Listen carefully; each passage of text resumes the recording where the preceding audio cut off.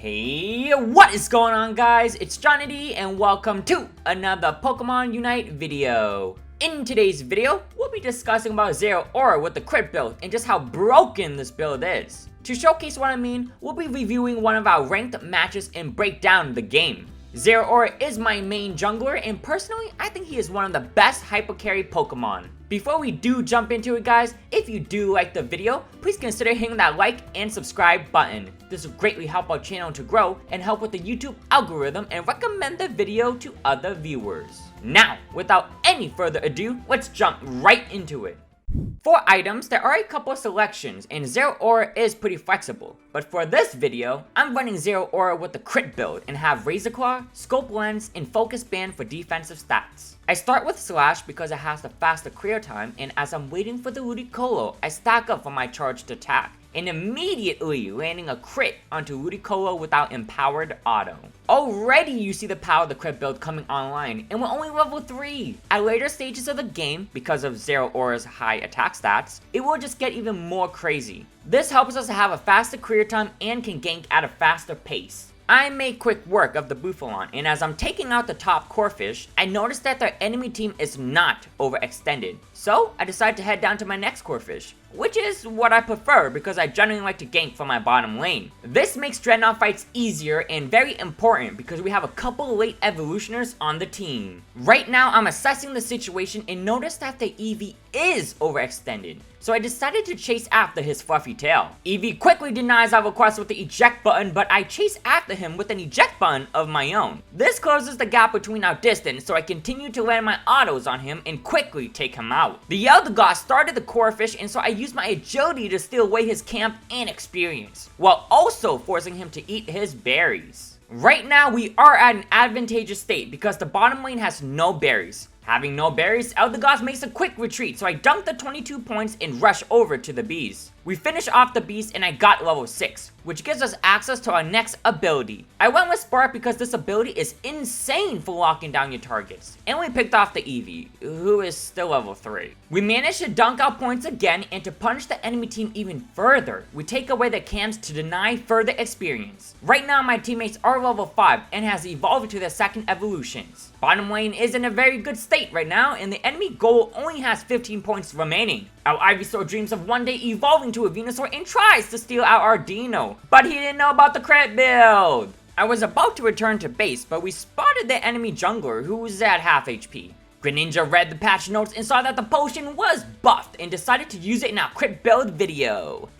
But it did him no good. We continued the pressure, and the Eevee finally evolved into Sylveon and used Hyper Voice to push us back. I was very low, but my Focus Band procced and helped me to sustain and destroy the enemy goal. I knew I was very strong at the moment and engaged onto the enemy team, taking them out and leveled to 8.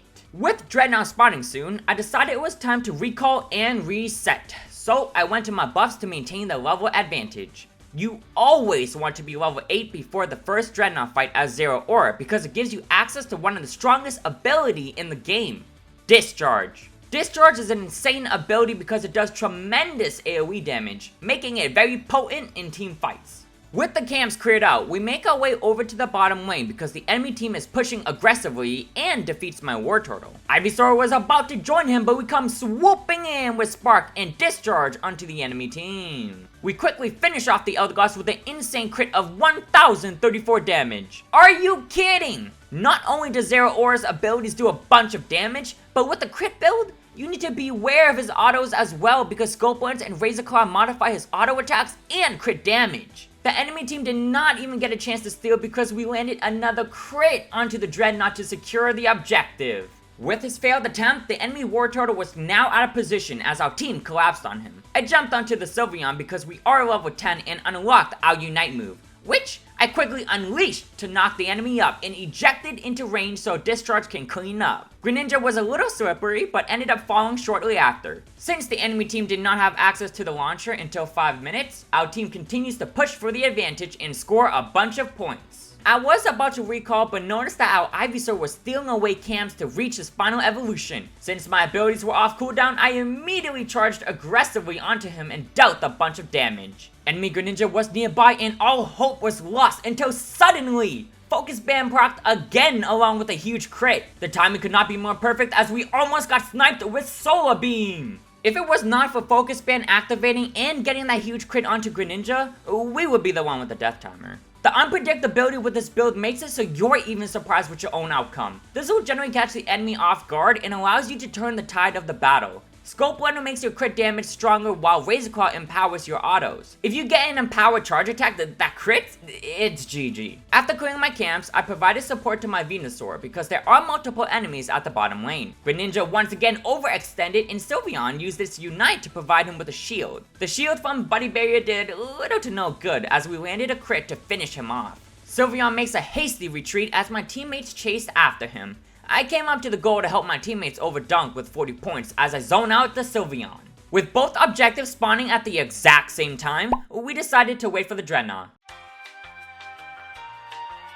But then suddenly, there was a battle at center and the enemy Greninja used its Unite to defeat my Greninja. I decided to avenge him as the enemy Greninja makes the mistake of heading in my direction. Our crit was unfortunately not enough to take him out, and with Spark on cooldown, we had very little options. I unleashed my Lethal Unite to send the Greninja a message and immediately turned onto the Sylveon while landing not one, but 2 crits. With 2 of the enemy team respawning, I tried to push for advantages by scoring on the top side. I knew my team was strong enough to secure the Dreadnought without me, but unfortunately for my plans, Blastoise was here.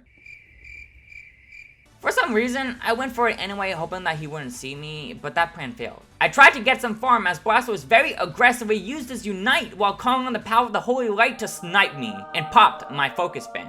I grabbed the berries to heal as our ally Greninja got the Rotom. At this moment, the enemy team lost the Dreadnought fight, and the only one remaining was Blastoise, who doesn't have his Unite. Death timers were pretty short, but I wanted to help push the Rotom in so we can get rid of the top goal. The enemy team was respawning again and kept knocking me up with the launcher. Blastoise was very low, and so I decided to jump on him and took him out. Luckily, Rotom went in and helped us to get the insta dunk onto the goal. We aggressively fought back, but the enemy team was overwhelming and defeated me. But Greninja was able to score 40 points and destroy the top goal. This wasn't so bad because I needed to reset my death timer anyway and prepare for Zapdos. This build thus far has been insane. The amount of times we landed a crit to turn the tide of the battle was what enabled us to play so aggressively. Zeraora as a Pokemon already has super high carry potential, and with the crit build, this just further improves his ability to snowball his lead. I saw that Zapdos was spawning in a couple seconds and pinged my team to warn them not to overextend. Whoops, I meant retreat. I proceeded to capitalize on Eldegoss's mistake and jumped onto him. Eldegoss is a very strong support with good mobility. Even with Spark, it can still be challenging to chase him down. Sadly for him though, he has no goals, so we were able to catch up and slash him with a crit, chunking his HP. I returned to base to heal and headed to the central path. My team was in a good position and caught the opposing Greninja. I hesitated for a moment whether they were going to get him or not, so I turned back just in case, but they were able to get him in the end. This puts us in a 5v4 situation, so we were able to maintain control of the central area. As they grouped, I saw the opportune time to unite alongside my Blastoise. I jumped onto the Eldegoss, forcing him to burn his own Unite. Enemy Blastoise got a good Unite off and chunked my own HP, making it harder for me to engage. Since I was so low and saw my team pushing onto the enemy, I turned it onto the Zapdos to try to get him off the map. This was a close call as Venusaur still held onto his Unite and shot it at Zapdos, and barely stealing it as we used our last breath and sparked the Zapdos to secure it. My team was charging over to the enemy's defenseless base as the enemy team quickly surrendered, giving us the victory. And there you have it, guys. The Zeraora crit build is a force to be reckoned with and ended up getting us 18 kills this game. We also did over 100,000 damage, with second place being only around the 60k range. This build helps Zeraora to trade aggressively in situations where you would most likely not win without the crit procs. The build can generally lead you to snowball out of control and will catch enemies off guard. Now, this build can have an RNG factor since that's what the crit build is, but even then, I run this build many times and see it to be very consistent. Let me know what you guys think about the crit build and what your favorite build on Zeraora is. Zeraora is a very strong Pokemon and has a couple flexible builds that he can go with. We're open to opinions and ideas, so please do share them in the comment section below. Alrighty guys, thank you so much for tuning in. If you did enjoy the video, be sure to smash that like and subscribe button. Don't forget to also turn on the notification bell so you don't miss out on any newly released videos. I've been Johnny D, and until next time, I'll catch you guys in the next one.